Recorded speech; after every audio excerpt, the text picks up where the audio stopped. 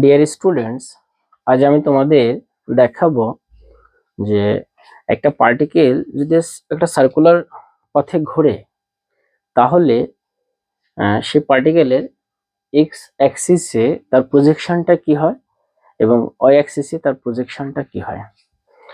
তো দেখো dear students, পার্টিকেলটা ওমেগা অ্যাঙ্গুলার ভেলোসিটি নিয়ে রিভলভ করছে বা ঘুরছে। তো এখানে হচ্ছে থিটা অ্যাঙ্গেল। এবার এই পার্টিকেলটার এক্স অ্যাক্সিসে, মানে পার্টিকেলটা যখন এখানে আছে, এই পয়েন্টে আছে, ধরো এখানে টি ইকুয়াল সামথিং, মানে 1 সেকেন্ড 2 সেকেন্ড যা হবার হবে, তো সেই সময় এক্স অ্যাক্সিসের উপরে প্রজেকশন কি হবে, ওয়াই অ্যাক্সিসের উপরে প্রজেকশন কি হবে। তো দেখো, খুব ভালোভাবে আমরা খুব সহজভাবে বুঝতে পারি যে এক্স অ্যাক্সিসের উপরে প্রজেকশনটা হবে, এটা যদি আর হয় তাহলে আর কস থিটা। এটা হচ্ছে এক্স অ্যাক্সিসের উপরে ওই পার্টিকেলটার প্রজেকশন। এবার আমরা যদি বলি যে এক্স অ্যাক্সিসের উপরে এই পার্টিকেলটার ভেলোসিটি কি হবে, তাহলে সহজেই দেখতে পাচ্ছ, আমরা যদি এই এক্স কে অর্থাৎ ডিসপ্লেসমেন্টকে আমরা যদি টাইমের রেসপেক্টে ডেরিভেটিভ করে দিই, তাহলে আমরা ভেলোসিটি পেয়ে যাব, অর্থাৎ minus r sine theta d theta d t. আবার আমরা যদি বলি এই পার্টিকেলটার এক্স অ্যাক্সিসে অ্যাক্সিলারেশন কত হবে, তোমরা জানো ভেলোসিটিকে টাইমের রেসপেক্টে ডেরিভেটিভ করলে আমরা কি পাবো, অ্যাক্সিলারেশন পেয়ে যাব, আর cos theta d square theta d t square theta.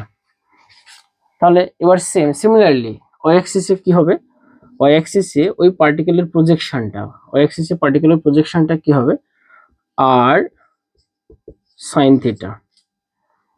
তাহলে ভেলোসিটি কি হবে, r cos theta d theta d t. Acceleration কি হবে, minus r sine theta d square theta d t square. তোমরা যারা ডেরিভেশন শিখেছো বা ডেরিভেশন জানো, তাহলে তোমরা অবশ্যই বুঝতে পেরেছো। তাহলে আমি তোমাদের এই জন্য এটা তোমাদের দেখালাম, কারণ তোমরা যখন এসএইচএম পড়বে, অ্যাকচুয়ালি তোমরা তো জানো বা তোমরা জানবে, অবশ্যই জানবে যে এসএইচএমটা হচ্ছে এই যে মানে সার্কুলার পথে ঘুরছে, এর প্রজেকশনটা হচ্ছে এসএইচএম। কেমন দেখো, যখন পার্টিকেলটা যখন এখানে আছে তখন হচ্ছে প্রজেকশনটা এখানে, যখন পার্টিকেলটা এখানে থাকবে প্রজেকশনটা এখানে, যখন পার্টিকেল এখানে থাকবে প্রজেকশন এখানে, পার্টিকেল যখন এখানে আসবে প্রজেকশনটা এখানে, পার্টিকেল যখন এখানে আসবে এখানে প্রজেকশনটা এখানে, এখানে আসলে এখানে। আর পার্টিকেলটা যখন এখানে আসবে প্রজেকশনটা এখানে, এখানে আসলে প্রজেকশন এখানে, এখানে আসলে এখানে, এখানে আসলে এখানে। এভাবে দেখো, যখন পার্টিকেলটা এখান থেকে এ পর্যন্ত আসবে তখন তার প্রজেকশনটা কি করবে, এখান থেকে এই পর্যন্ত আসবে।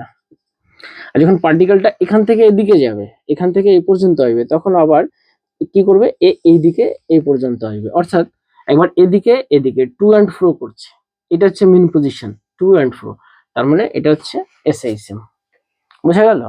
তো ডিয়ার স্টুডেন্ট, আজ এ পর্যন্ত। দেখো আমি কত ছোট ভিডিওর মাধ্যমে তোমাদের কত ডিপ এবং ভীষণ ইম্পর্টেন্ট, যা তোমাদের খুবই দরকার হবে, সেই কনসেপ্ট ক্লিয়ার করে দিলাম। তো dear student, best of luck, ভালো থেকো।